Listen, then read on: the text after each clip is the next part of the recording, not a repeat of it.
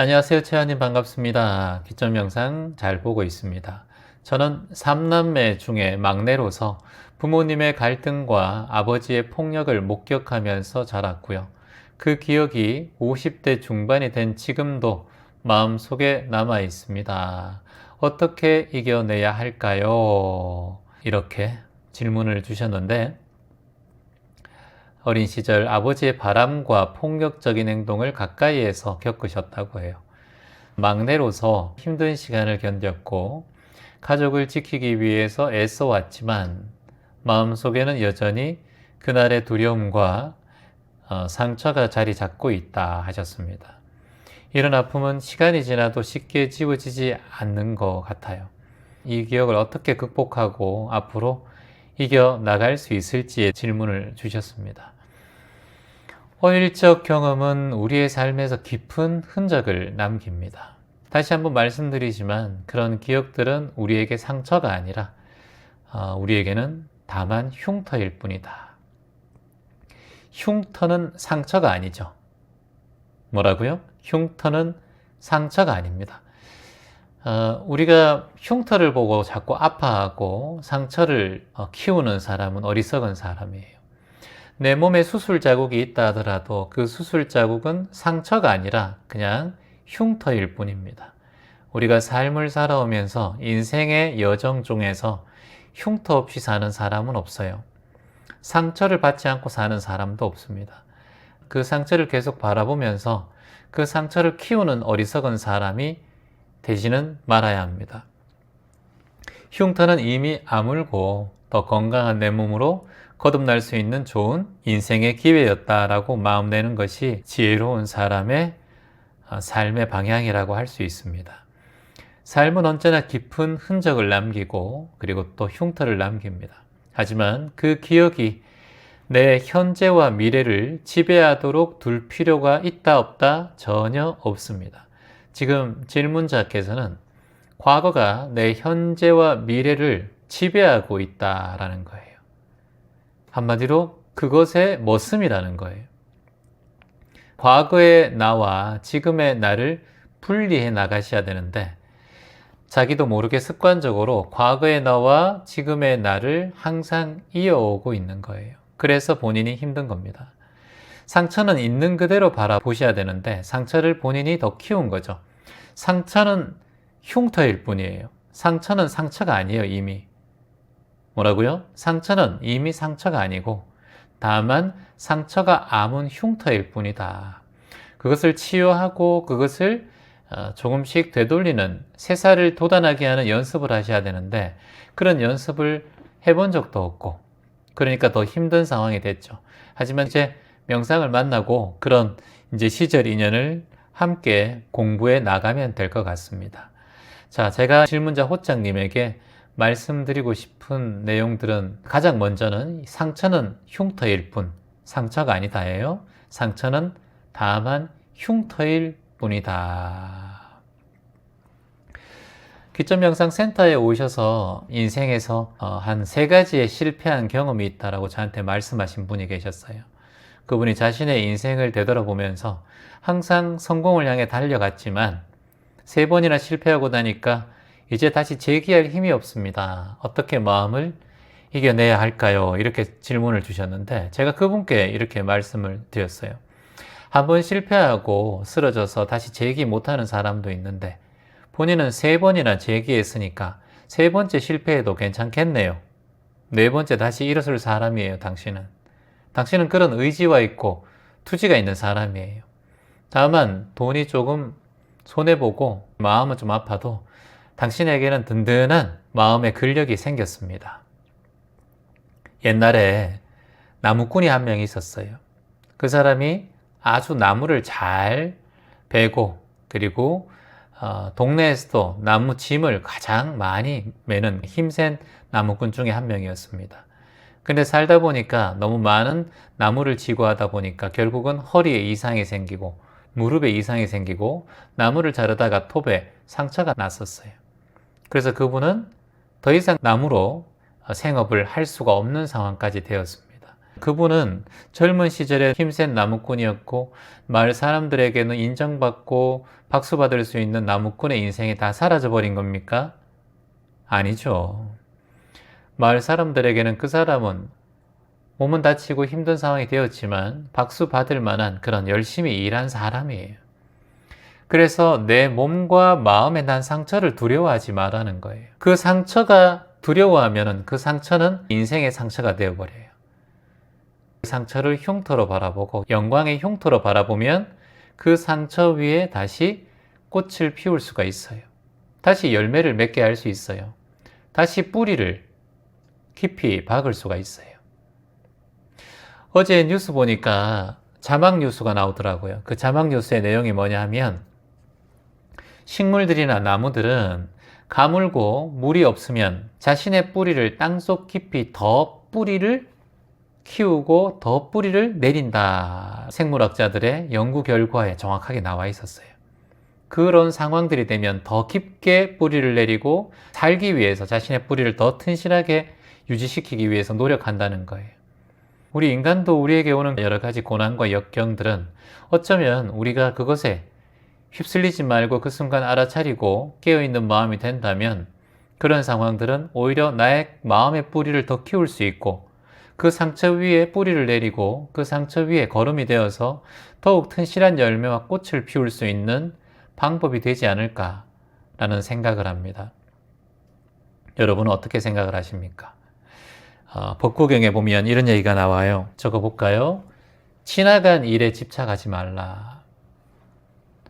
다가오지 않은 미래를 걱정하지 말라.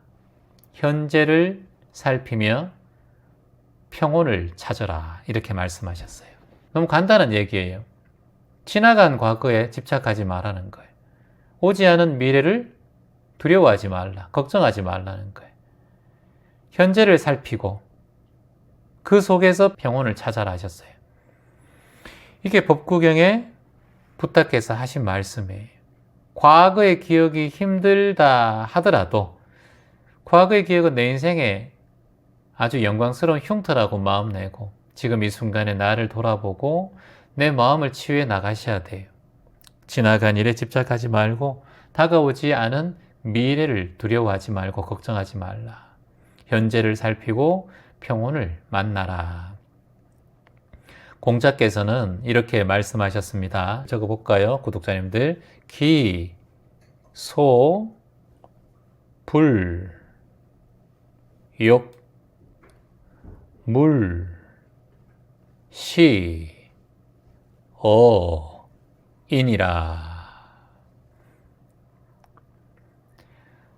내가 원하지 않는 것을 다른 사람에게 행하지 말라. 지금 부모에 대한 그런 행동과 부모에 대한 기억, 트라우마로 본인이 힘들어요. 그 트라우마와 기억으로 본인이 자꾸 되돌리면 부모한테 좋습니까? 본인한테 좋아요? 아니면 자식에게 도움이 됩니까? 어디에 도움이 돼요? 본인이 지금 아버지와 어머니에 대한 원망하는 마음을 자꾸 되새기고 또 되새기는 것은 결코 내 자식에게도 좋지 않고 내 아내에게도 좋지 않고 내 배우자에게도 좋지 않고 내 일상생활에도 좋지 않고 내 일터에서도 좋지 않아요. 내 가정도 좋지 않아요. 그런 행동을 왜 다른 사람에게까지 영향을 주냐는 거예요. 내가 그렇게 자꾸 걱정하고 화내고 미워하는 마음이 있는 것을 자식이 모를까요? 배우자가 모르겠습니까? 다 연결되어서 다 알아요. 다 알 수 있어요. 얼굴 표정 하나만 봐도 배우자들이나 자식들은 다 알 수가 있어요. 아버지의 잘못된 행동으로 내가 느끼는 감정, 이 모든 감정들을 자식에게 전달하고 배우자에게 전달하는 이런 어리석은 행동을 하지 말라는 거예요. 그래서 기소불욕 물시어인이란 거예요. 내가 원하지 않는 것을 다른 사람에게 지금 행하고 있다니까요. 본인도 싫은데 다른 사람까지, 가족들까지 피해를 주고 있단 말이죠. 이게 너무 어리석은 행동이에요. 화살을 계속 맞는 거예요. 첫 번째 화살을 맞고 피해야 되는데 두 번째 화살까지 맞고 있는 거예요. 부모님의 잘못된 행동을 마음에 계속 묶어두고 있다는 거예요. 그러니까 그 묶어둔 고통을 내 삶뿐만 아니라 주변의 가족들의 삶까지 다 흐트러 놓고 그 부정적인 마음이 자꾸 일어나고 있죠. 특히나 부모를 미워하는 마음은 자식에게도 이어질 수 있다는 걸 항상 기억하셔야 돼요. 그래서 공자께서는 기소불욕, 물시여인, 내가 싫은 것을 다른 사람에게 전가하지 말라는 거예요, 자꾸. 그럼 반대 방향으로 뭐예요? 내가 좋아하는 것을, 원하는 것을 다른 사람에게 행하라. 내가 사랑하고 아끼고 내가 감사한 마음, 이런 것을 한다면 다른 사람도 그걸 전달할 수 있겠죠. 그렇게 행하면 되는 거예요. 우리가 많은 한자성어 중에서도 이 말을 참 많이 쓰잖아요. 고진감래. 고, 진, 감, 레. 고통이 지나가면 단계 온다는 거예요. 단계, 달콤한 게 온다는 거예요. 고통이 지나가면 달콤한 게 온다. 비가 내리고 나면 땅이 굳듯이 고진감래. 지금까지의 아픔은 결국 새로운 시작으로 거듭날 수 있는 내 마음의 걸음이 될 수 있다. 그 과거에 대한 기억들로 자꾸 자신을 힘들게 하고 트라우마를 만드는 것은 아주 작은 것이에요. 과거는 우리 인생에 영향을 못 끼쳐요. 앞으로의 미래를 바꾸고 싶다면 지금 이 순간에 집중하셔야 미래를 바꿀 수 있어요. 근데 과거에 집중되어 있으면 항상 머물러 있고요. 발전이 없어요. 예를 들어서 과거에 내가 말이야, 옛날에 말이야, 내가 젊은 시절에 말이야, 내가 옛날에 말이야, 그렇게 말하는 사람 치고 앞으로 나갈 수 있는 사람은 많이 없습니다. 과거에 내가 아무리 잘났든, 과거에 내가 아무리 잘 나갔든 그건 과거일 뿐이에요. 그게 문제예요. 술만 먹으면 과거 얘기 많이 해요. 이렇게 과거에 머물러 있으면 큰 것을 얻지 못해요. 이런 말 있잖아요. 적어볼까요? 사, 소, 취, 대. 사소한 것을 버리고 큰 것을 취하라는 거예요. 아주 작은 것을 그냥 던져버리고 흘려보내고 이제는 큰 것을 얻어야죠. 왜 사람이 자꾸 과거에 집착되어 있어요? 그러니까 작은 것에 집착하니까 인생도 작은 것에 자꾸 몰입되어 있는 거예요. 크게 나가지를 못하는 거예요. 과거의 상처에 머물러 있으니까 삶에 대한 계획을 하지 못해요. 이제 본인의 삶에 대해서 조금씩 드러나죠. 그래서 제가 솔루션을 한번 드려볼게요. 이렇게 한번 해보세요. 첫 번째, 마음의 상처를 적기. 마음의 상처 적기. 그러니까 부모님, 특히 아버지, 마음에 일어나는 기억들, 트라우마들이 있으면 이제 적는 거예요. 적다 보면 내 마음의 무게가 조금 덜어져요. 첫 번째는 마음의 상처를 적기. 그 두 번째는 전문가와 상담을 한번 해보시면 좋겠습니다. 지금 마음이 좀 힘든 상황이면 심리 상담이나 정신과 상담을 통해서 너무 힘들 때는 약을 조금 드시는 것도 좋고요. 그리고 정신과 의사하고 상담을 하다 보면 마음의 상처를 좀 객관적으로 바라보게 됩니다. 물론 시간이 굉장히 짧지만 안 하는 것보단 나아요. 세 번째는 과거와 현재를 분리하기. 과거와 현재를 분리하기. 그때는 어렵고, 그때는 부모가 그랬고, 그때는 아버지가 그랬고, 지금의 나는 강한 거예요. 명상하고 마음 공부하고 있으니까 나는 강합니다 라고 말하는 거예요. 자, 세 번. 나는 강합니다. 나는 강합니다. 나는 강합니다. 매일 이 강합니다. 이것을 상기시키셔야 돼요. 본인이 지금 약했다라고 생각하는 마음이 글 속에, 무의식 속에 있기 때문에. 자, 네 번째 솔루션은 긍정적인 경험을 채우는 거예요. 자꾸 실천하고 행하는 거예요. 봉사를 한다든가, 명상을 한다든가, 아침에 거울을 보면서 웃는다든가, 개인 취미 생활을 한다든가, 성취감을 느낄 수 있는 활동을 조금씩 하는 게 중요합니다. 긍정적인 경험으로 채우기. 취미 활동도 좋고, 봉사 활동도 좋고, 나눔도 좋고. 명상을 추천하고 싶은데, 이런 명상을 한번 해보세요. 체완 치시고, 과거 이렇게 치면 명상이 나올 거예요. 과거에 대한 명상. 화해, 과거, 화해 이렇게 치면 나올 거예요. 뭐 내용들은 별게 아니에요. 그냥 편안한 곳에 앉아서 마음을 쉬고 앉아서 한 곳을 지그시 바라보고 눈을 편안하게 감고 호흡을 하는 거예요. 먼저 코로 숨을 들이마시고 편안하게 후 내쉬고 다시 한번 쭉 숨을 들이마시고 편안하게 후 내쉬고 그리고 이제 마음속에 그 아버지 또는 부모님이 나에게 괴롭게 했던 시절 인연들, 그런 인연들을 떠올려 보는 거예요. 한번 떠올려 보고, 그때 내가 상처받고 힘들고 작아진 약한 내 모습도 보일 거예요. 그 아이에게 지금 성장하고 강해진 내가 다가가는 거예요. 이렇게 시각화하는 거예요. 그렇게 한번 그려보세요. 그리고 그 아이에게 이렇게 말해봅니다. 너는 약하지 않단다. 너는 본래 강한 존재란다. 나는 널 사랑하고 아끼고 앞으로도 내가 너를 지켜줄게. 이제 그만 두려워하렴. 평생 네 곁에서 너의 친구가 되어줄게. 괜찮아, 괜찮아. 그래, 괜찮아. 이렇게 다독여주는 거예요. 이게 이제 과거와 화해를 하는 명상이에요. 과거의 나의 내면의 아이를 보듬어주는 명상이에요. 과거의 기억은 지울 수가 없어요. 그 기억을 대하는 우리의 태도는 바꿀 수가 있어요. 과거를 자꾸 지우려고 하지 말아요. 태도만 바꾸면 돼요. 자, 따라합니다. 과거를 지우려 하지 말라. 과거를 지우려 하지 말라.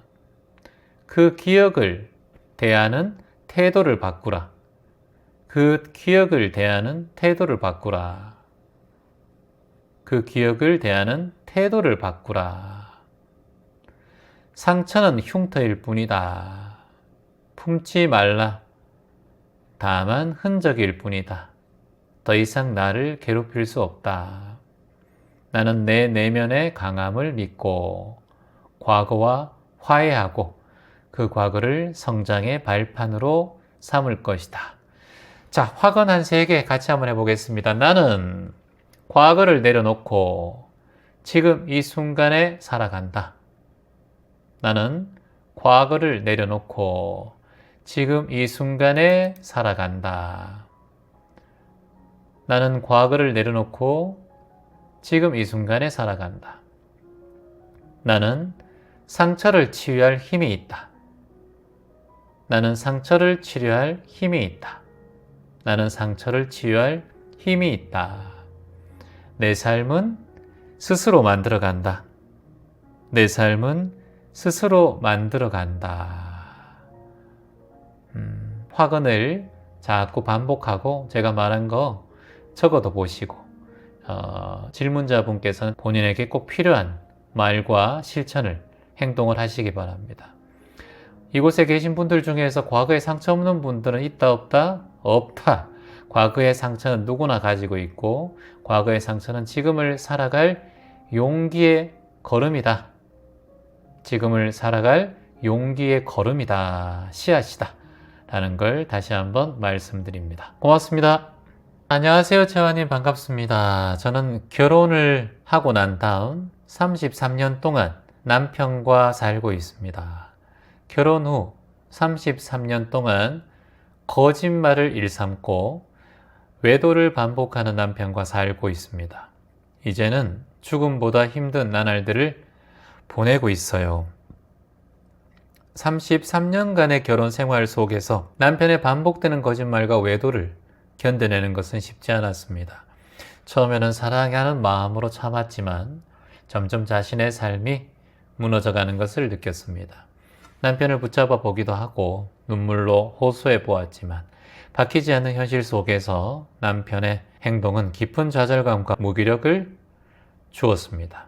이제 나는 어떤 선택을 해야 할까요? 남편의 행동을 바꿀 수가 있을까요? 어떻게 해야 될까요? 질문해 주셨어요. 33년이라는 긴 세월 동안 고통과 괴로움을 감내해 오신 그 인고의 세월을 떠올리면 정말 가슴이 아프죠. 차라리 모르는 것이 인생에는 도움이 되지만 알아버린 이후부터는 모든 것이 의심이 되고 전화만 와도 의심이 되고 카톡만 봐도 의심이 되고 남편이 휴대폰에 집중하고 있는 것만 봐도 뭔가 의심되고 이 상황이 지옥이죠. 그 의심하고 또 의심하고 의심이 집착이 되어서 내 인생의 고통스러운 순간들을 계속 만들어내고 있는 거예요. 하지만 우리는 또 수행자 아닙니까? 지금부터라도 스스로를 위한 삶을 시작하셔야 됩니다. 당연한 소리죠. 스스로를 위해 살아야 돼요. 지금은 남편에 대한 삶을 살아오신 거예요. 남편의 행동을 바꾸는 데 집중하기보다는 내 안의 상처를 치유하는 게 더 중요해요. 지금까지 본인은 남편이 바뀌면 내 상처가 치유되고 좀 더 인간적으로 살 수 있고 생활할 수 있다. 그리고 내 삶에 조금이나마 행복을 찾을 수 있다라고 본인은 생각했을 거예요. 남편의 행동을 바꾸는 데 집중했을 거예요. 이제는 그 집중에서 벗어나셔야 돼요. 이제는 남편의 행동과 남편의 삶과 전혀 상관없이 가장 선두에 둬야 할 것은 내 안의 상처를 치유하고 내가 진정 원하는 삶을 살아가도록 방향을 설정하셔야 돼요, 이제는. 지금까지는 남편의 행동과 말과 남편이 바뀌어야 내 인생이 바뀌고 남편이 제자리로 되돌아와야 내 삶이 바뀐다고 생각했을 거예요. 그게 남편에 대한 집착이에요. 자, 어떻게 방향을 바꾼다? 방향을 설정하셔야 돼요, 새롭게. 휴대폰을 새로 사면 자신의 앱과 어플들을 설정을 하셔야 돼요.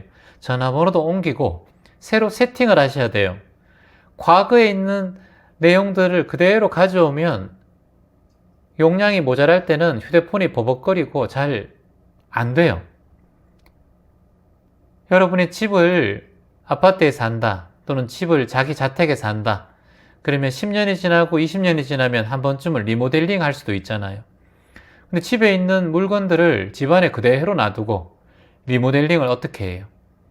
집을 한 달 동안 이삿짐 센터에 짐을 다 옮기고 한 달 동안 다른 집에 빌려서 살고 그래야 이 집을 한 달 동안 인테리어를 하든 일주일 동안 인테리어를 하든 뭔가 할 거 아니에요. 인테리어 업자에서 와서 가장 먼저 얘기하는 게 그거예요. 물건 싹 빼셔야 되고 다른 곳에 거주하셔야 됩니다. 그게 기본적으로 인테리어 하는 방법이에요. 근데 여기 주인이 계속 살고 있고 여기 짐이 그대로 있고 그런 상태에서 인테리어 해주세요. 아, 저희는 못합니다. 그렇게 할 수는 없어요. 불가능한 일이에요. 지금 질문자님이 이런 마음이에요. 남편과의 힘든 인생들을 그대로 마음속에 두고 내 삶이 자꾸 바뀌기를 원하는데 그것만큼 어리석은 짓이 어디 있어요. 바보 같은 짓이에요. 그거는. 그래서 완벽하게 내 마음의 뿌리를 다 끊어내셔야 돼요. 지금 내 마음은 오로지 남편의 행동에 대한 모든 것들로 내 마음이 채워져 있단 말이에요. 그러니까 다른 걸 해도 금방 또 괴로운 거예요. 여행을 갔다 오고 술 한잔을 하고 취미생활을 하고 남편에 대한 기억을 잠시 잊어도 또 본연의 마음이 남편으로 마음으로 인테리어가 되어 있기 때문에 또 그대로 괴로움 속에 있는 거예요. 그래서 이제는 내 안의 상처를 치유하고 내가 진정 원하는 삶을 살아가도록 방향을 설정한다. 첫 번째 뭐였어요? 상처 치유예요. 두 번째, 내가 원하는 삶 찾기예요. 내가 원하는 삶 찾기. 채원님, 내가 원하는 삶은 내 혼자 사는 거고요. 남편하고 이혼을 해야 되고요. 근데 그게 안 돼요. 자식도 그렇고 경제적으로 독립하기도 힘들고 그게 다 원하는 걸 다 할 수는 없어요. 남편은 그대로 두고 본인이 마음의 독립을 하셔야죠. 이혼하면 제일 좋겠죠. 남편에게 위자료를 받고 또는 본인이 경제적으로 독립할 수 있는 여유가 된다면 더 좋겠죠. 하지만 이렇게 질문하신 이유는 본인이 그렇게 할 용기도 없고 그리고 정서적으로 경제적으로 독립할 방법이 없으니까 그 안에서 어떻게 하는 게 좋을까요 하셨으니까 제가 말씀드리는 거예요. 내 삶의 방향의 설정을 다시 하라. 내 마음속에 있는 인테리어를 다시 부수고 다시 개조하고 다시 인테리어를 하셔야 돼요. 이런 질문들을 하신 분들이 꽤 많거든요. 얼마 전에도 남편의 이런 문제 때문에 아내가 오셔서 저에게 질문하신 적이 있어요. 제가 그분에게 이런 일화를 하나 전해드렸어요. 제주도 기점명상센터에 바로 포구가 있습니다. 항구보다 작은 것을 포구라고 하는데 배가 한 10대 정도가 될 수 있는 그런 포구입니다. 거기 포구에 보면 오래된 배도 있고 그리고 새로운 배도 있어요. 근데 대부분 다 좀 오래된 배입니다. 그분들 중에서 한 분이 매일 그 바다에 나갔는데 고기가 잘 잡히지 않았어요.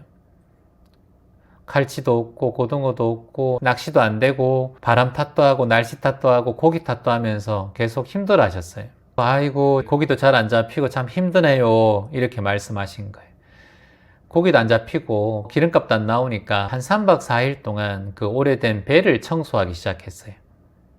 청소하고 수리하고 이렇게 하다 보니까 3일째 되는 날 밑바닥을 이렇게 정리하다가 보니까 배 밑에 작은 결함이 발견된 거예요. 작은 구멍 같은 결함이 발견되고 나사가 빠져 있는 걸 발견했대요. 거기에 물이 조금씩 들어오고 빠져나가는 것을 봤대요.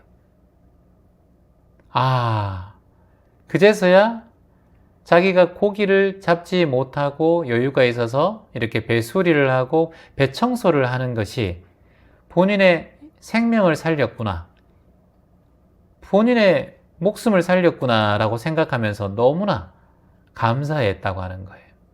문제는 바다가 아니고 바람도 아니고 고기도 아니에요. 배의 상태를 돌보지 않고 고기에만 욕심이 있고 어획량에만 욕심이 있었던 자신을 되돌아보게 되었다는 거죠. 배를 돌보고 기계를 돌보고 자신의 주변을 돌봐야 하는데 욕심, 집착, 고기, 더 많은 어획량에 집중되어 있다는 거예요. 우리의 인생하고도 똑같아요, 이게. 등잔 밑이 어둡다는 거죠, 이게. 이런 통찰이 필요하다는 거예요. 남편의 행동에만 초점이 맞추어져 있기 때문에 이제 남편의 행동에 대한 초점을 내려놓고 내 내면 속의 배를 점검하고 내가 행복할 수 있는 방향으로 내 결점을 체크하고 내가 힘든 상황에 괴로운 마음의 감정들을 조금씩 개선해 나가고 공부해 나가는 순간이 필요한 거예요. 그래서 내가 더 행복할 수 있는 여건을 만들 수 있고 앞으로의 삶에 거듭날 수 있는 좋은 기회가 되는 거예요. 그러니까 항상 우리는 근본에 힘써야 해요. 영어 공부도 근본이 있어야 돼요. 단어를 알아야 돼요, 일단은. 귀에 들린다 하더라도 단어를 모르면 영어가 아무리 들려도 소용이 없어요. 1 더하기 1을 모르고 곱하기 나누기를 알 수가 있나요? 1 더하기 1, 더하기 빼기를 알아야지만이 곱하기 나누기도 할 수 있고 분수도 알 수 있는 거예요. 한번 적어볼까요? 군자 무본, 군, 자, 무, 본, 본, 립, 이, 도, 생이라. 군자 무본, 본립, 이, 도, 생. 군자는 근본에 힘쓰니 근본이 바로 서면 도리가 생긴다. 논어에서 말씀하신 내용 중에서 참 중요한 내용이잖아요. 군자는 근본에 힘을 쓰셔야 돼요. 지금 남편에게 힘을 쓰지 말고 자식에게 힘을 쓰지 말고 자신이 일단 바로 서야 세상을 살아가는 도리가 생긴다는 말씀이에요. 본인이 제대로 못 쓰고 있는데 자식을 어떻게 키우고 남편 어떻게 키우고 미래가 어떻게 되고 이걸 걱정하고 있는 것이 어리석음이에요. 군자는 근본에 힘쓰니 근본이 바로 서면 도리가 생긴다. 지금 상황을 극복하는 것이 중요한 것이 아니라 내가 지금 근본적인 마음을 다스리고 마음의 근기를 키워나가고 새로운 길을 모색할 수 있는 근간을 만들어야 하는데 아직까지 남편에 대한 바람피고 남편에 대한 불만을 지금 생각하고 있는 거예요. 이거는 평생 그렇게 삽니다. 무서운 흐름이에요. 이걸 정신을 차리고 딱 이겨내셔야 됩니다. 고통은 바깥에서 오는 것 같지만 그렇게 해도 잘 사는 사람이 있고요. 또 그렇게 해서 이혼해서 잘 사는 사람도 있고요. 또 그렇게 하고 놔버리고 본인의 인생을 사는 사람도 있고요. 그래서 고통의 바다는 내 안에서 시작되는 거예요. 부다께서도 우리 인간이 헤어나지 못하는 고통의 바다도 각자 내 마음에서 시작된다 하셨어요. 그러니까 모든 물줄기와 모든 빗방울, 모든 바다, 이 흐름의 시작은 내 마음 안에서 시작된다. 고통이 내 마음 안에서 시작된다는 거예요. 그럼 반대 방향으로 생각해 봅시다. 해탈도 내 안에서 시작된다는 거예요. 깨달음도 내 안에서 시작되고 집착도 내 안에서 시작되지만 나눔도 내 안에서 시작되는 거예요. 이기적인 마음도 내 안에서 시작되지만 봉사심도 내 안에서 시작되는 거예요. 고통도 내 안에서 시작되고 해탈도 내 안에서 시작된다. 그래서 남편의 행동을 바꾸려고 하는 집착에서 벗어나야 된다. 그래야 내가 자유로워질 수 있다. 지금 명상을 하시고 함께 소통하고 계시니까 꾸준하게 본인의 삶을 살아가는 수행정진을 계속해서 해 나가셨으면 좋겠습니다. 자강불식이라고 했잖아요. 자강불식. 쉬지 않고 자신을 스스로 강하게 만들고 힘쓰며 자신에게 이로운 삶을 살아가셔야 돼요. 그렇게 되면 전화위복이 되겠죠. 화를 바꾸어서 복을 만드는 힘이 될 겁니다. 전화위복. 지금의 고통스러운 상황이 오히려 자신의 인생의 큰 뿌리가 되고 성장이 되는 계기가 될 수 있다라고 할 수 있습니다. 솔루션 한 4가지 말씀드리면 자신만의 시간 갖기, 이게 중요해요. 본인이 지금 남편에게 집착하고 있기 때문에 자신만의 시간을 갖는 것이 지금 부족해요. 그래서 자꾸 의지하고 있어요. 자신만의 시간 갖기. 여기 제일 좋은 건 명상이에요. 1월 1일부터 올라가고 있는 15분 정도 명상, 길지 않으니까 매일매일 31일 동안, 한 달 동안 한번 해보세요. 스스로를 위한 시간 갖기, 갈로에서 명상. 그리고 2번째는 좀 믿음이 가는 사람하고 얘기를 자주 하는 거예요. 신뢰가 가는 사람과 대화하기. 믿음이 가는 사람과 대화하기. 물론 전문가도 좋고 정신과 상담을 받아도 좋고 또 믿을 만한 사람, 의지할 만한 사람하고 이렇게 대화하는 게 좋습니다. 3번째는 목표 세우기. 경제적으로 독립할 수 있는 목표. 작은 알바도 해본다든가 또는 심리적으로 독립할 수 있는 목표. 경제적인 독립이 본인은 돼야 돼요. 그래야 심리적인 독립이 될 수 있어요. 경제적인 독립을 위해서 요양보호사 공부를 해본다든가 취미로 공부를 하다 보면 또 자격증도 딸 수 있고 그러면 심리적으로 독립할 수도 있어요. 남편과의 이혼을 목적으로 하라는 게 아니라 경제적으로 독립을 하다 보면 심리적으로 독립할 수 있기 때문에 남편과의 소통에서 조금 자유로울 수 있어요. 이혼하고 안 하고가 중요한 게 아니라 본인이 행복하고 자유롭게 살 수 있다는 거예요. 자, 4번째, 자신을 사랑하는 연습을 하셔야 돼요. 자애 연습, 자기를 사랑하는 연습을 하셔야 돼요. 어떤 목표를 세워서 그걸 이루면 성공했다고 칭찬하고 일주일에 10,000원 정도, 20,000원 정도는 자신을 위해서 쇼핑도 해보고 이렇게 자신을 위해 그런 환기가 좀 필요합니다. 명상을 추천하자면 용서, 체환 용서 치든가 또는 나를 사랑하는 명상, 뒷전 명상 치면 그런 영상이 많이 나올 거예요. 그런 명상들을 반복하셔서 본인의 삶을 변화해 나가시기를 바랍니다. 하나 제가 조언을 드리고 싶은 것은 본인이 자꾸 33년 동안의 고통을 견뎌왔다 이렇게 말씀하시는데 그렇게 생각하면은 이 삶이 다 헛되게 느껴져요. 그래서 그렇게 생각하지 마시고 33년 동안 내가 해온 이 경험들은 헛된 것이 아니다라고 본인에게 칭찬하셔야 돼요. 그래야 스스로를 사랑하는 방법을 키울 수가 있어요. 그때 이제 자유와 행복이 내 삶 속에 조금씩 찾아오게 됩니다. 이렇게 한번 말해보세요. 확언해보세요. 지금이 출발이다. 지금이 출발점이다. 나는 나를 사랑할 자격이 있다. 나는 나를 사랑할 자격이 있다. 내 삶은 내 선택에 달려있다. 내 삶은 내 선택에 달려있다. 내 삶은 내 선택에 달려있다. 나는 행복을 선택한다. 나는 행복을 선택한다. 핵심적인 메시지는 딱 이거예요. 행복은 다른 사람의 변화가 아니라 나 자신의 변화에서 시작된다. 다른 사람의 변화에서 행복이 시작되는 것이 아니라 나 자신의 변화에서 시작된다. 이것이 오늘의 키포인트입니다. 오늘 좋은 질문 해주셔서 너무나 감사합니다. 안녕하세요. 재원님 반갑습니다. 새해가 시작하고 벌써 나태해지고 있습니다. 며칠 지나지 않았지만 벌써 하기 싫은 마음이 올라옵니다. 수행도 그렇고 마음 공부도 그렇고 필사도 그렇고 한 달도 안 지나고 16일밖에 지나지 않았는데 수행하고 명상하는 거 하기 싫은 마음이 올라와요. 벌써 이런 마음이 생기니 어이가 없어요. 채화님, 이런 마음이 생기는 저에게 조언을 부탁합니다. 나태함과 하기 싫은 마음이 찾아온다는 것은 누구에게나 있을 수 있는 자연스러운 현상일까요? 그럼요. 자연스러운 현상이죠. 제가 항상 말씀드리잖아요. 이게 자연스러운 거라고. 그러니까 자책하지 말고 억누르지 말고 오히려 그 하기 싫은 마음을 있는 그대로 좀 알아차리고 받아들이고 명상의 첫걸음, 수행의 관점으로 가는 게 좋겠죠.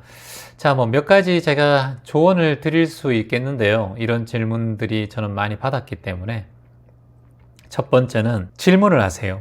왜 이런 마음이 생겼을까? 두 번 더 반복해 볼게요. 왜 이런 마음이 생겼을까? 왜 이런 마음이 생겼을까? 이걸 탐구해야 돼요. 내가 왜 하기 싫은 마음이 생길까? 왜 내가 자꾸 게으른 마음이 생길까? 이런 마음은 왜 올라오는 것일까? 이게 이제 질문이에요. 우리 수행자에게는 질문하는 과정이 참 필요합니다. 이 뭐고, 이 질문이에요. 화두선이에요. 화두를 잡는 거예요. 왜 이게 뭐고, 이 마음이 뭐고, 계획에 불성이 있습니까? 이 다 질문들이에요. 없다 해도, 있다 해도, 사람마다 있다 했다가, 또 다른 사람이 물으면 없다 했다가, 그러면 도대체 있는 겁니까? 없는 겁니까? 있을 수도 있고 없을 수도 있다. 이게 뭐예요, 여러분? 네가 생각해라는 뜻이에요. 네가 그 중심을 잡고 깨어있는 마음으로 알아차리고 그 순간 그 질문이 올라오는 마음이 도대체 어디서 누가 과연 그런 마음을 자꾸 불러일으키는가? 진정한 본래심은 어디에 있고 이 질문하는 자는 또 누구인가? 이렇게 마음을 깊이 들여다보는 과정, 이걸 자아탐구라고 하는 거예요. 자기탐구 또는 자아탐구라고 하는 거예요. 하기 싫은 마음이 생겼다면 그 어떤 감정이나 생각에서 이것이 비롯되었는가 물어봐야 될 거 아니에요. 남이 싫어하는 마음 생긴 것도 아니고 내가 싫어하는 마음 생겼잖아요. 그 누구도 아니고 바로 나란 말이죠. 나에게 싫어하는 마음이 생긴 거예요. 그러니까 누구한테 물어야겠습니까, 여러분? 자신한테 물어야 돼요. 근데 채원님, 아무리 물어도 답이 안 나와요. 답을 찾으려 하지 말고 질문에는 답이 없어요. 우리는 다만 묻는 자만 있을 뿐이지 답하는 자는 존재하지 않아요. 이 질문하는 자에서 본인의 본래심들이 드러나는 거예요. 이게 수행이에요. 마음을 들여다보는 과정. 이 마음이 왜 생겼을까? 이렇게 마음을 들여다보는 과정. 이게 수행이란 말이죠. 하기 싫은 마음이 왜 생겼는가? 이게 수행이란 말이죠. 이 감정은 왜 일어나는가? 이게 수행이란 말이죠.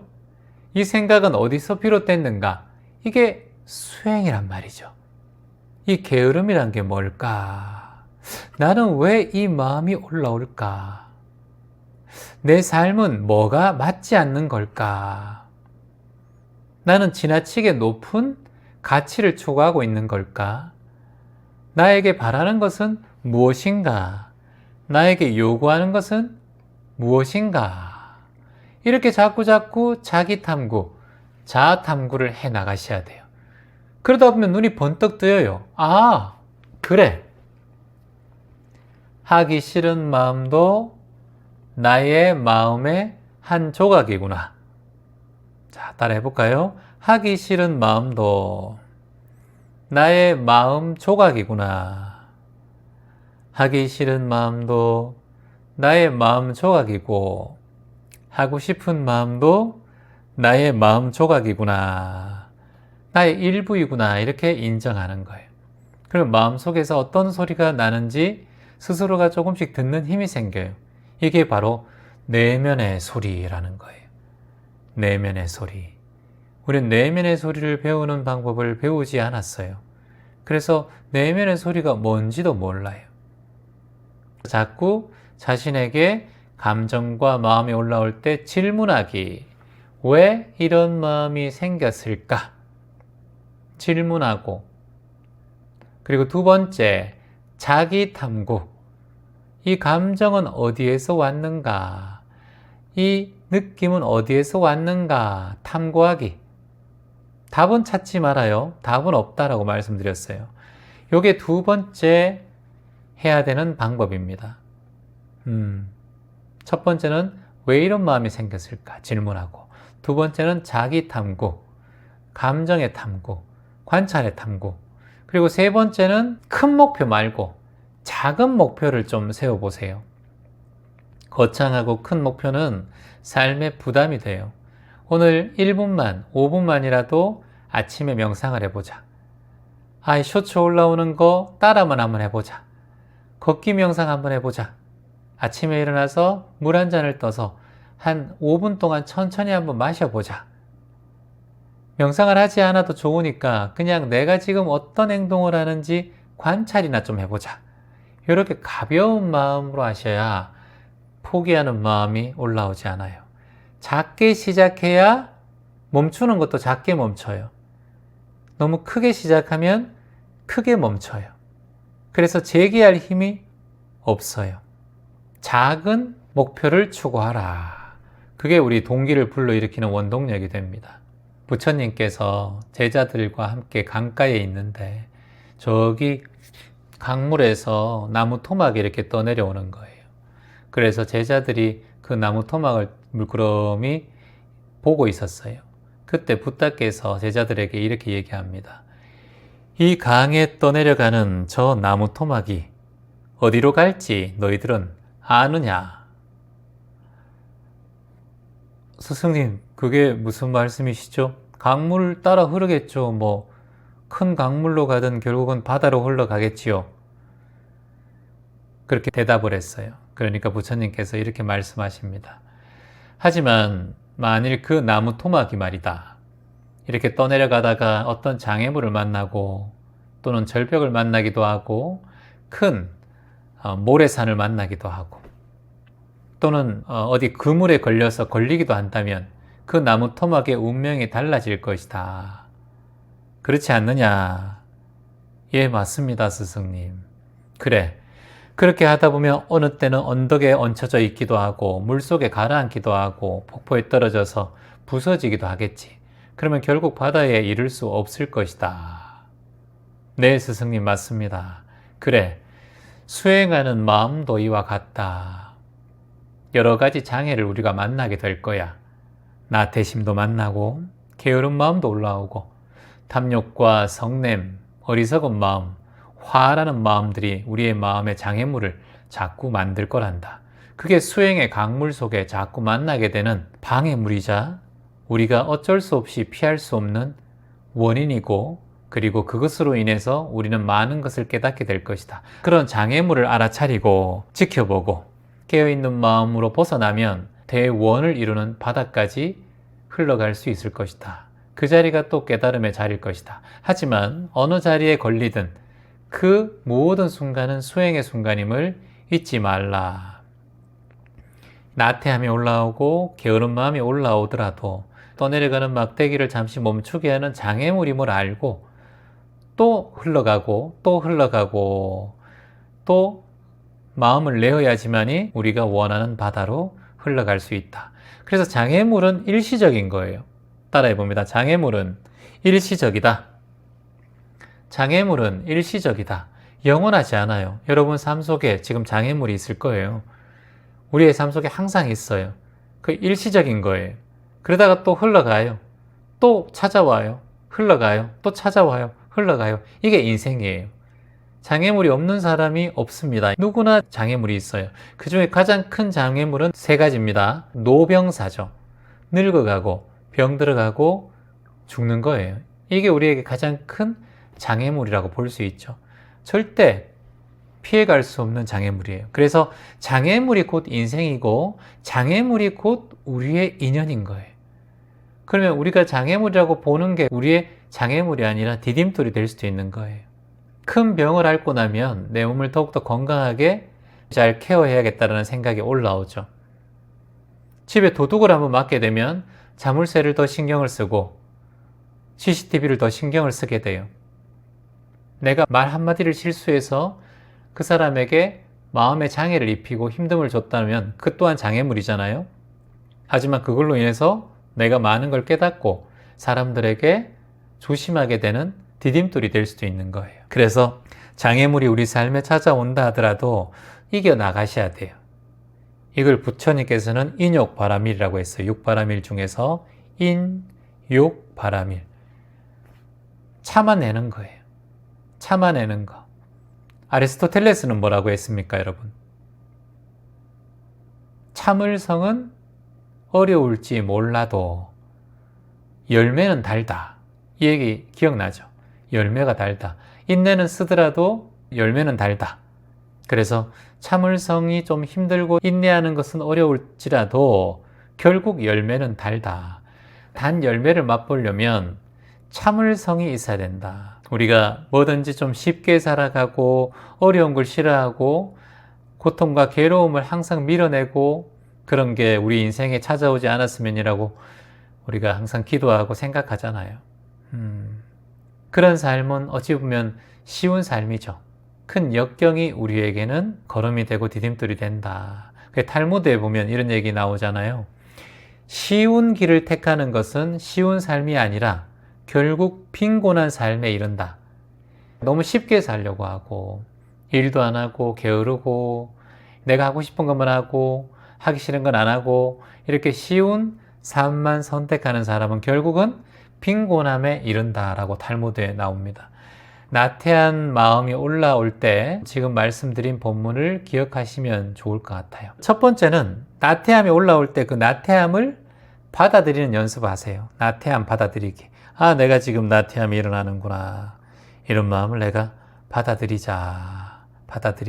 그래, 나태함이 일어날 수 있어. 받아들이자. 이 나태함도 무상하다. 결국은 지나간다. 곧 지나갈 거야. 재행무상이란다. 곧 지나갈 거야. 이렇게 마음 내는 거. 이게 첫 번째. 두 번째는 나태함을 없애려 하지 말고 그 상태에서도 내가 할 수 있는 걸 최소한 하는 거예요. 내가 지금 나태함이 탁 올라왔어. 그럼 양치라도 해. 나태함이 올라왔어. 물 한 잔 먹고 컵이라도 씻어요. 나태함이 올라와서 복도를 걸어봐요. 나태함이 올라오면 휴대폰 들고 아령하듯이 10번 한번 움직여봐요. 이렇게 두 번째 솔루션을 한번 해보세요. 그리고 세 번째는 나태함이 올라올 때 이렇게 본인에게 얘기해봐요. 아, 이런 나도 괜찮아. 나태함이 올라와도 괜찮아. 나태함이 올라와도 괜찮아. 괜찮아라고 인정해 주는 거예요.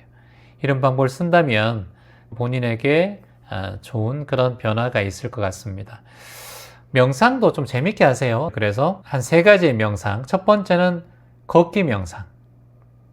걷기 명상. 밖에 나가서 산책하고 한 걸음 한 걸음에 집중하는 명상. 두 번째는 감사 명상. 지금 이 순간에 감사한 것을 떠올리는 것. 지금 이 순간에 감사한 것 말하는 것. 세 번째, 짧은 확언. 나는 좋아진다. 나는 괜찮다. 나는 개선된다. 이런 짧은 문장. 지금 제가 쇼츠에 올리는 그 짧은 문장들을 반복하는 명상들이 좋습니다.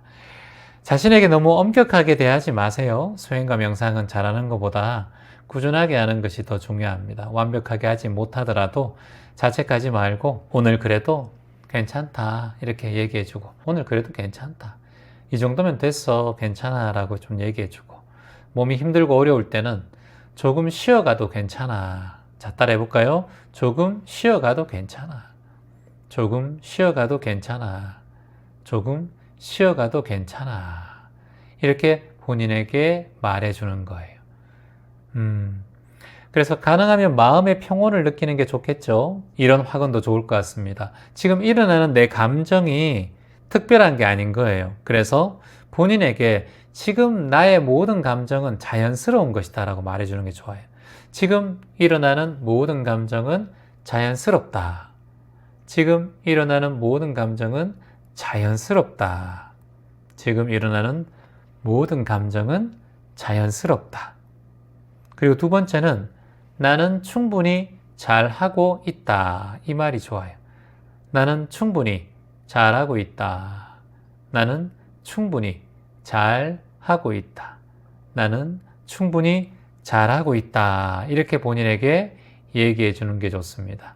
나태함조차 수행의 일부라고 여기고 스스로를 다그치기보다 챙기고 다독이고 따뜻하게 안아주는 마음으로 수행 정진 해나가시면 새롭게 또 의욕과 에너지가 돌아올 거라고 믿습니다. 고맙습니다. 부부 사이에는 큰 문제가 없습니다. 채화님. 아이들도 잘 살아가고 있고요. 나이가 들수록 허무함과 쓸쓸함이 올라오고 있습니다. 이런 감정은 왜 생기는 걸까요? 그리고 어떻게 극복할 수 있을까요? 이렇게 적어주셨습니다. 그러니까 구체적인 이제 질문은 이렇습니다. 어느 날 문득 집이 좀 조용해졌고 아이들도 다 결혼하고 이렇게 잘 살고 있는데 부부는 여전히 함께하고 있지만 대화는 줄어들고 같은 공간에 있어도 외로움이 느껴진다. 젊을 때는 함께 웃고 울며 뜨겁게 사랑했던 기억이 선명한데 지금은 서로 익숙해져서 애틋함이 사라진 듯 합니다. 문득 이런 생각이 들었습니다. 우리의 관계는 무엇일까요? 앞으로 어떤 모습이어야 할까요? 이 질문에 대한 답을 찾고 있습니다. 네, 좋은 질문 주셨어요. 지금 일어나는 지금의 감정이 이게 이제 우리가 일반적으로 말하는 공허함의 시기예요. 공허함의 시기. 우리가 사춘기 시기가 있듯이 권태기가 있듯이 지금 올라오는 이 마음 자체가 공허함의 시기라는 겁니다, 여러분. 공허함의 시기. 특히 자녀들이 독립하고 부부간의 일상이 안정기에 접어들면 나타나는 자연스러운 삶의 과정이다. 그리고 이걸 통해서 성장하고 변화하는 또 다른 시작점으로 본인이 헤쳐나가야 되는 시기가 왔다라고 볼 수 있어요. 부부 생활 하시는 분들도 계실 테고 부부의 길을 마무리하시고 또 먼저 배우자를 보내신 분들도 많이 계실 겁니다. 그런 분들과 얘기를 하다 보면 그 시절 인연이 삶의 어찌 보면 흐름의 공부예요. 누군가를 떠나보낸다는 거. 그래서 공자께서도 제자들과의 대화 중에서 가정, 부부 생활에 대한 대화를 자주 하셨어요. 부부에 대한 얘기를 이렇게 표현한 적이 있으신데 부부는 한 배를 탄 동행자와 같다라고 하셨어요. 부부는 한 배를 탄 동행자와 같다. 부부는 한 배를 탄 동행자와 같다. 바람이 잔잔할 때는 조용히 이야기를 나누고 태풍이 불 때는 함께 노를 저어서 나아가야 한다. 이렇게 공자께서 말씀하셨어요. 그런데 지금 보시다시피 부부의 삶이 매 순간 동일하지가 않아요.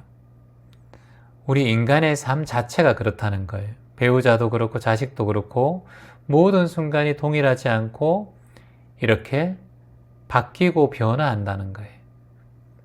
결국은 떠난다는 거예요. 바람이 불고 배가 흔들릴 때도 있고 고요히 흘러가는 날도 있고 한 존재가 먼저 떠나가는 날도 있고 아픈 날도 있고 이 생로병사의 여정 속에서 서로를 바라보고 이해하면서 동행해 나가는 것, 그게 이제 부부의 인연이라고 봅니다. 그러다가 먼저 인연이 다 하면 지나온 인연에 대한 소중함을 마음속에 깊이 간직하고 아이고 잘 살았습니다. 그동안 덕분에 좋은 추억 많이 간직합니다. 그래서 모든 것은 변합니다. 일체 모든 것은 재행무상입니다.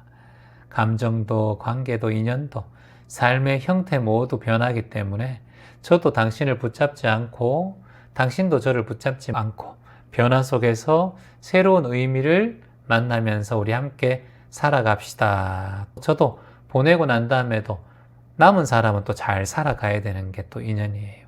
그래야 떠난 사람이 또 감사한 마음으로 인연을 또 마무리할 수 있어요. 지금 괴롭고 누가 떠나고 가족이 떠나고 배우자가 떠나고 먼저 인연을 마무리했을 때 우리는 항상 지금 이 마음 허무하고 외롭고 슬프고 괴로운 마음을 새롭게 탐구하라는 시절 인연이라는 걸 잊지 않으셔야 돼요. 소크라테스도 이런 말씀을 하셨어요. 탐구하지 않는 삶은 살 가치가 없다. 탐구하지 않는 삶은 살 가치가 없다 하셨어요.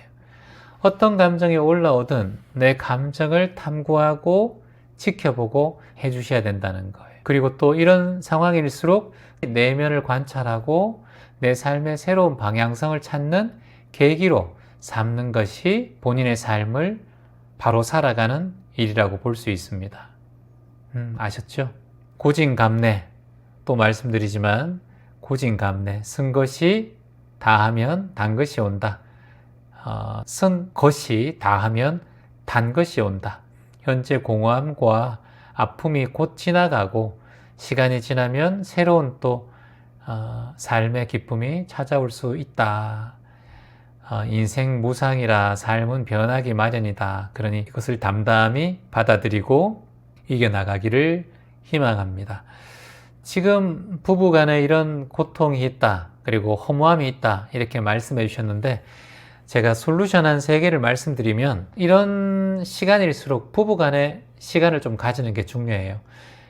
부부가 서로가 떨어져 있고 서로가 아무런 문제가 없고 편안하다면 부부의 시간을 가지지 않아도 괜찮은데 본인은 지금 약간 우울하고 집착하는 마음이 있기 때문에 매주 한두 번씩이나 또는 한 번씩이나 산책이나 대화하고 차 한잔하는 그런 시간을 가지는 것.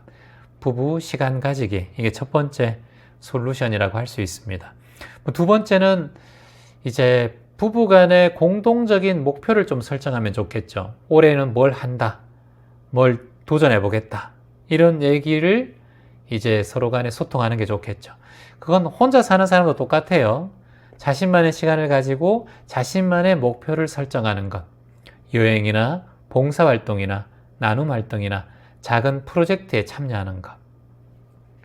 3번째는 부부가 아무리 같이 한다 하더라도 개인만의 개인 시간 만들기가 중요해요. 자신만의 시간을 가져서 지금 집착하고 있는 마음들을 조금씩 멀리 떨어뜨리고 본인의 시간에 집중하는 것. 책도 읽고 새로운 기술도 배우고 명상 같은 거, 자신의 개인 시간을 가지면서 작은 봉사 같은 거, 내면의 허무함을 좀 채울 수 있어요. 봉사를 하면 그래요.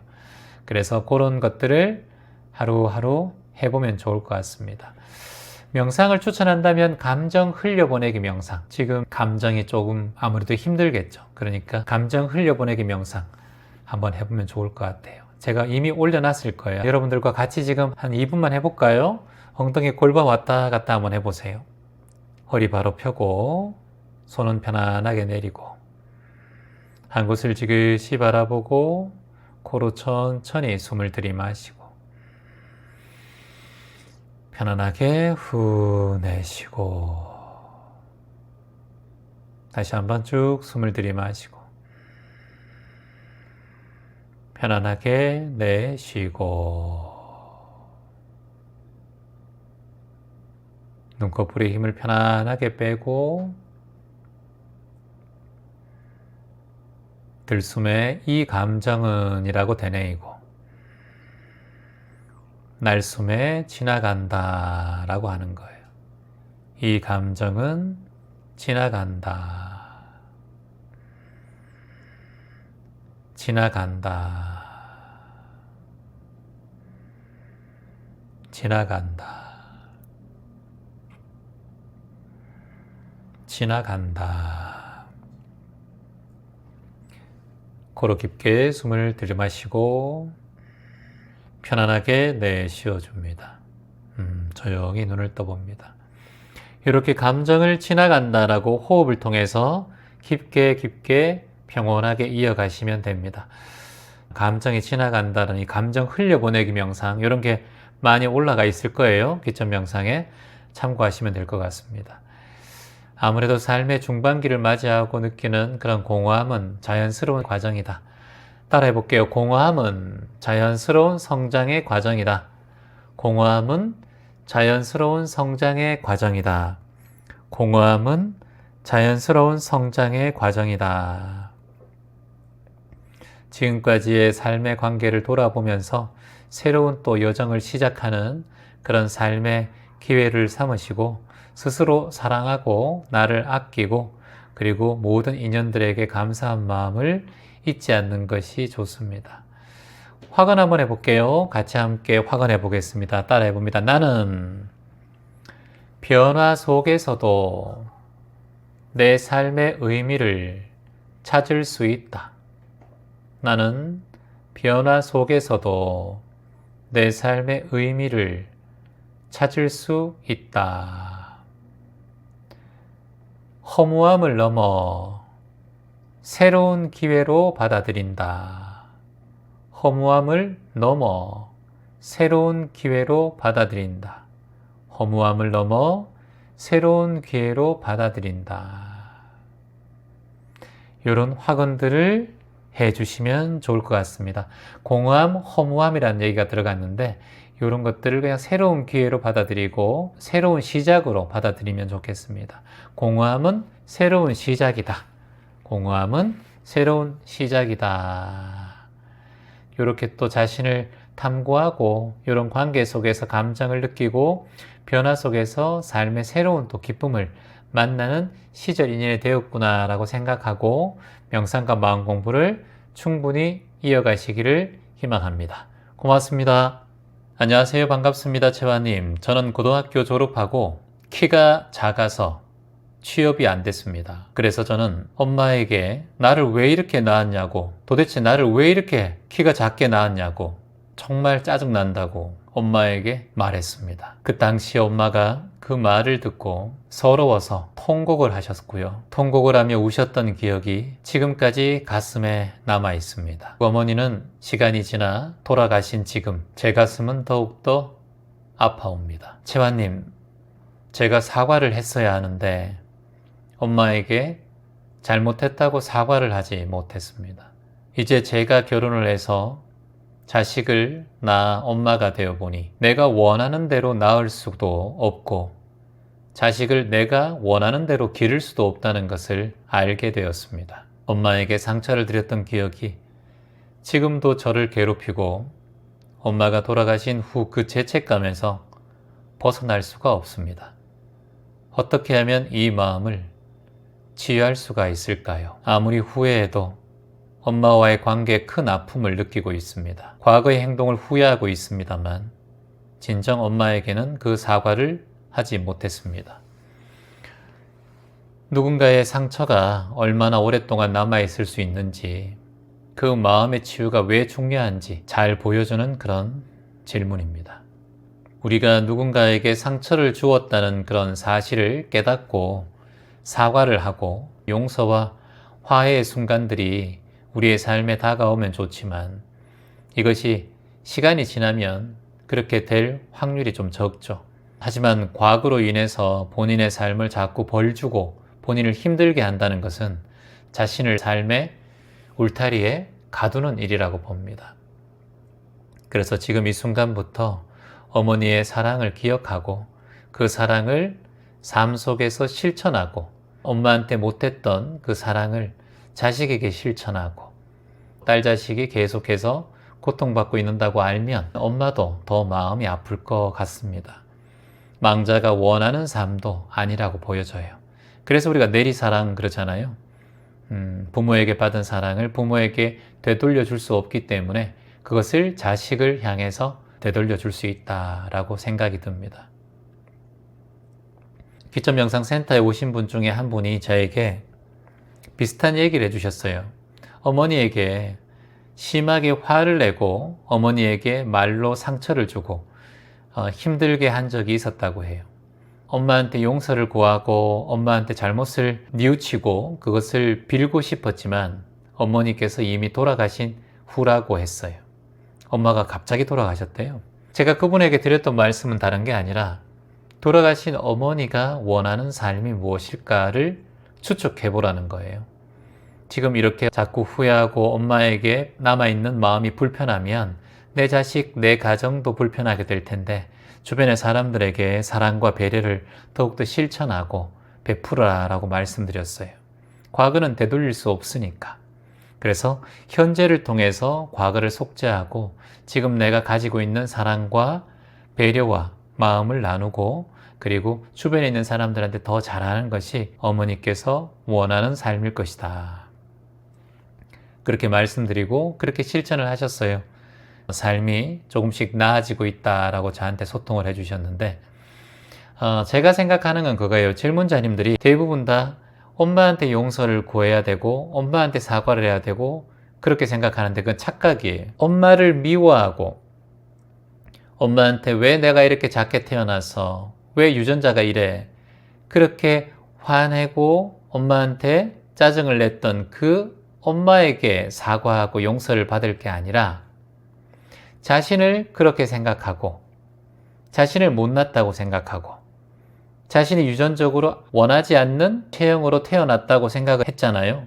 그게 엄마 아빠의 문제가 아니라 엄마 아빠는 그냥 돌아가시면 끝이에요. 본인에게 본인을 죄악시하는 마음이에요. 그게 죄악이에요. 죄악. 본인을 죽이는 마음이라니까요. 엄마한테 용서를 구하고 아버지한테 용서를 구하고 떠난 망자한테 용서를 구해서 뭐해요? 다 돌아가셨는데. 그러니까 이제 본인이 생각을 바꾸셔야 돼요. 어떻게 바꾸느냐? 내가 나를 미워했고 내가 나를 못났다고 생각했기 때문에 내가 나를 위해서 용서하고 내가 나를 위해서 이해하고 내가 나를 챙기고 내가 나를 다독여야 돼요.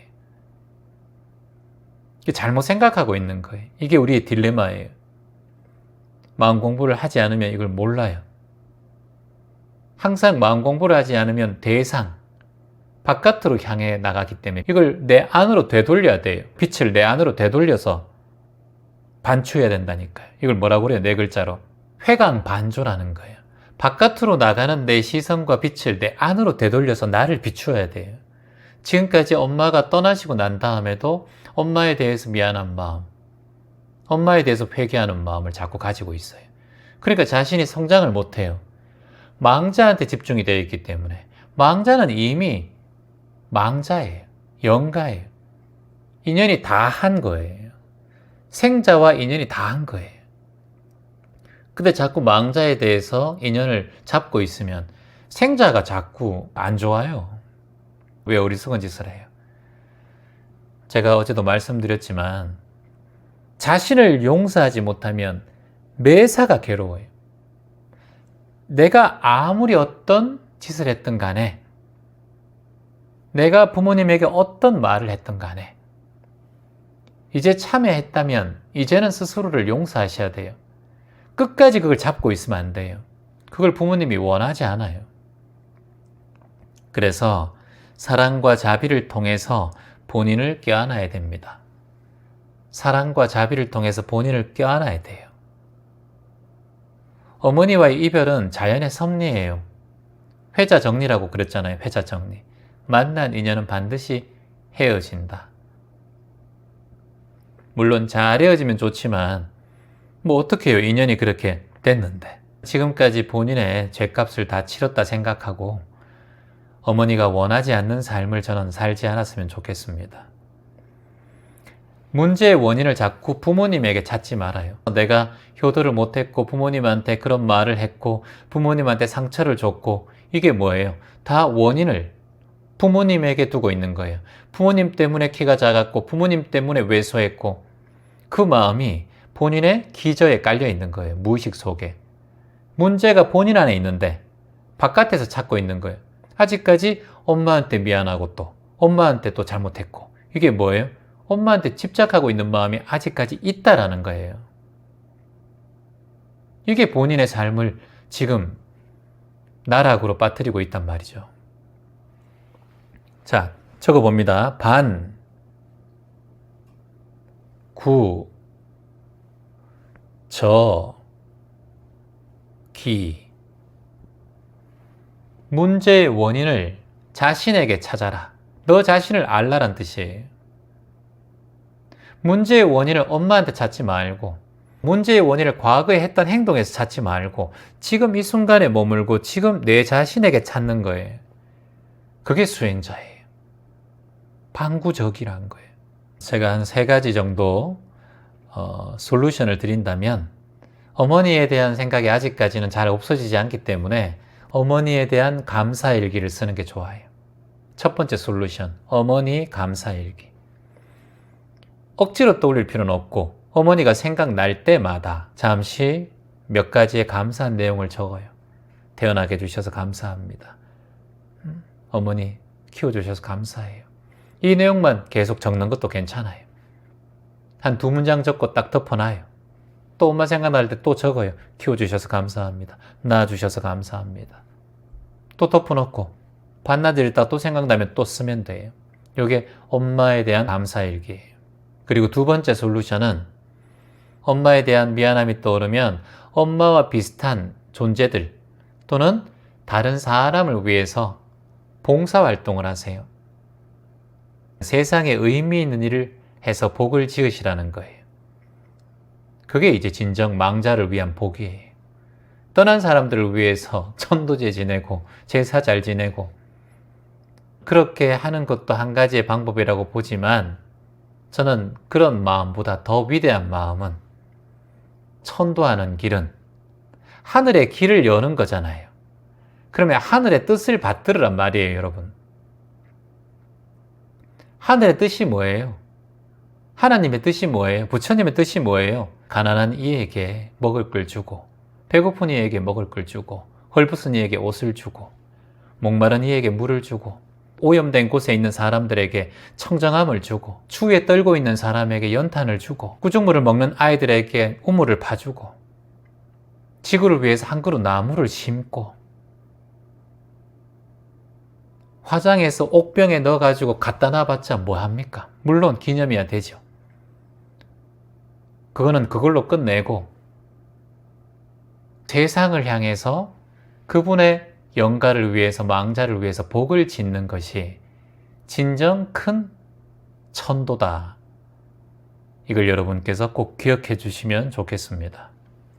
그래서 2번째 솔루션은 봉사활동을 통해서 어머니에게 못다한 사랑을 세상에 전해보는 게 좋다고 말씀드리고 싶습니다. 어머니에 대한 올라오는 마음들을 잘 해결하시고 지금 우리가 할 수 있는 일은 과거를 후회하면서 사는 게 아니에요. 지금 어머니에 대한 마음에 집중을 하는 것이 과거에 대한 집중이에요. 그러니까 현재를 아름답게 살아가고 어머니가 남겨주신 사랑을 세상에 나누는 것이야말로 그것이 어머니에 대한 복이고 가장 큰 감사의 표현이다 생각하셔야 돼요.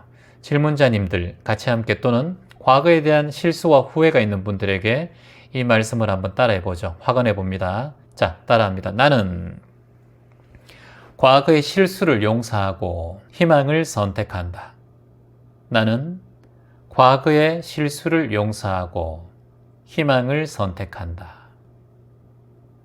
어머니의 사랑은 내 삶 속에 빛으로 남아있다.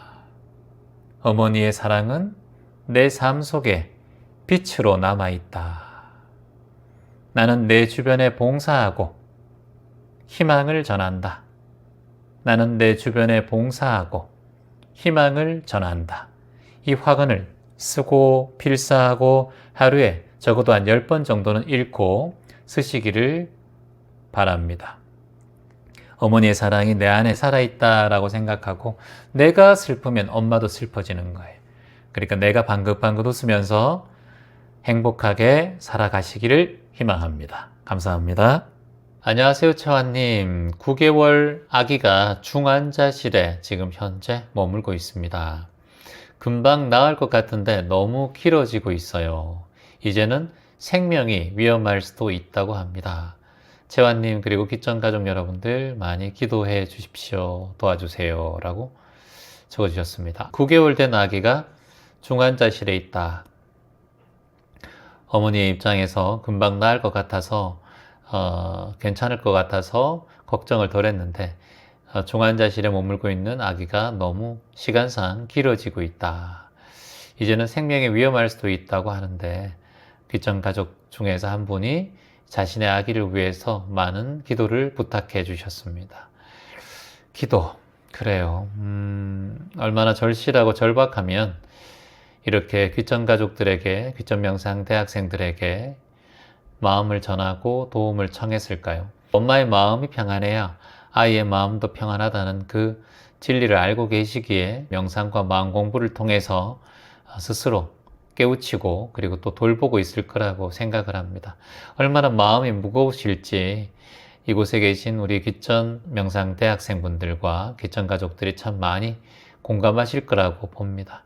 지금 이 순간 부모님의 간절한 마음과 사랑의 기도, 이런 마음들이 우리 9개월 된 아기에게 전해질 수 있을 거라고 저는 생각을 합니다.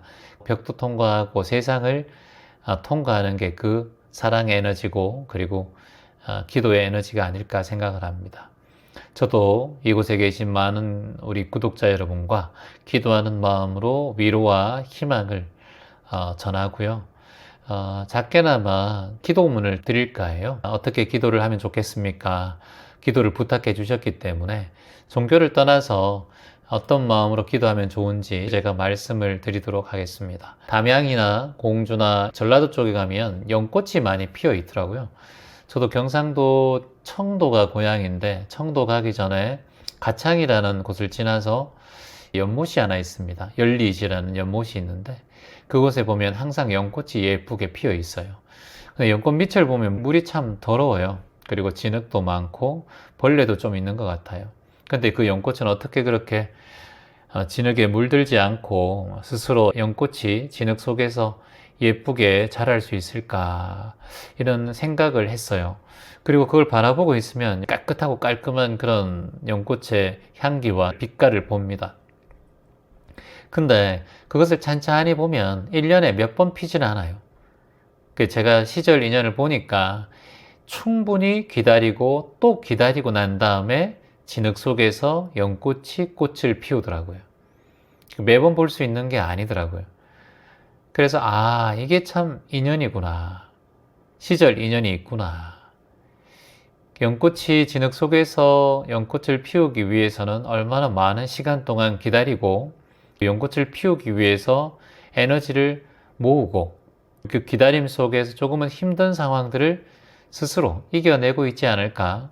벌레와 비와 뜨거운 태양과 소나기와 태풍을 이겨내면서 연꽃이 피어나는 것은 아닐까. 빛을 향해 가는 그런 과정이 우리에게는 힘들고 고통스러운 과정이 꼭 필요한 것이 아닐까, 이런 생각이 듭니다.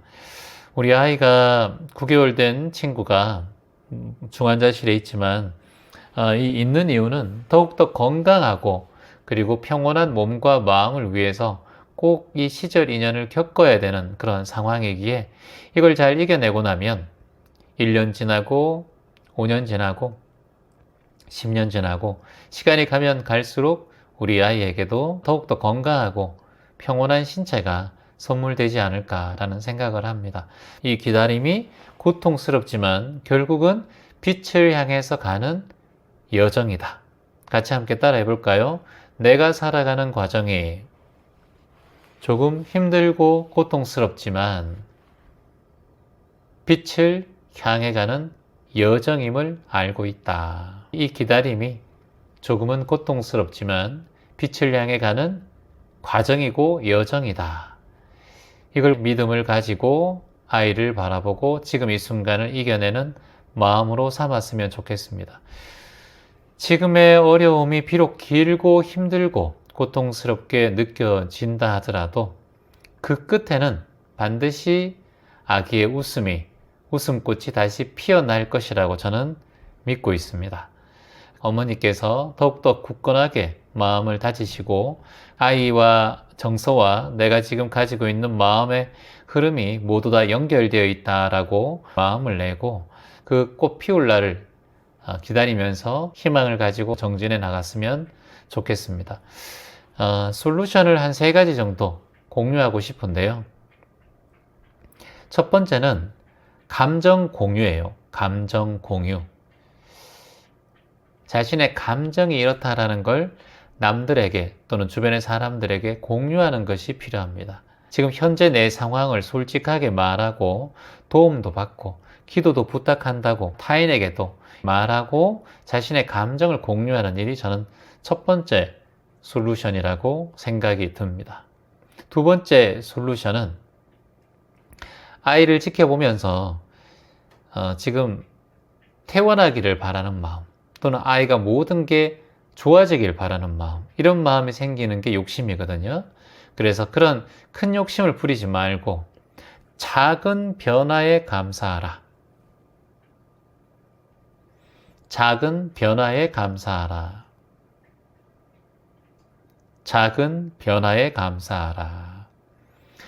지금 9개월 된 아이가 하루에도 몇 번씩 호전이 되기도 하고 좀 나빠지기도 하고 또 좋아지기도 하고 이런 상황들이 자꾸 반복될 거라고 저는 생각이 돼요. 그런데 아이가 조금씩 호전이 되는 작은 신호 하나에도 마음을 모아서 감사하는 마음을 가져라는 거예요. 마음을 모아서 감사하는 마음을 가지자. 마음을 모아서 감사하는 마음을 가지자. 마음을 모아서 감사하는 마음을 가지자. 이게 두 번째 솔루션이라고 말씀드립니다. 그리고 마지막으로 세 번째 솔루션은 물론 명상도 하고 지금 댓글을 남겨주셨으니까 명상을 하고 계시겠지만 그건 기본적으로 하셔야 되는 거예요. 비전 명상에 질문하신 분들은 마음 공부와 명상은 기본적으로 베이스로 깔고 가시고 나머지 솔루션 세 번째를 말씀드린다면 체력을 키워야 돼요. 체력을 키우는 거예요. 자신의 체력이 유지되지 않으면 부모님의 건강이 유지되지 않으면 자식에 대한 돌봄도 힘도 점점 사라집니다. 그러니까 내가 자식에 대한 뿌리구나라고 생각하고 건강을 잃지 않도록 충분히 쉬고 휴식하고 식사하고 몸과 마음을 돌봐야 한다. 본인이 꼭 기억하셔야 돼요. 엄마는 혼자의 몸이 아닙니다. 그 마음을 꼭 기억하시고 확언을 이렇게 한번 하면 좋을 것 같아요. 내 아이는 강합니다. 내 아이는 강합니다.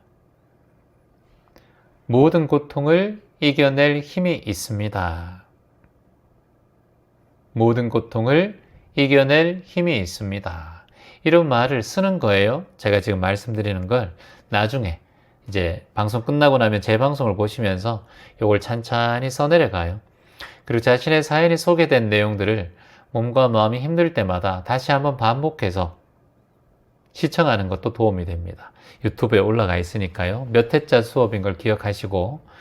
자, 두 번째 화근은 이 시간을 넘어서 사랑과 기적이 찾아옵니다. 이 시간을 넘어 기적이 찾아옵니다. 이 시간을 넘어 기적이 찾아옵니다.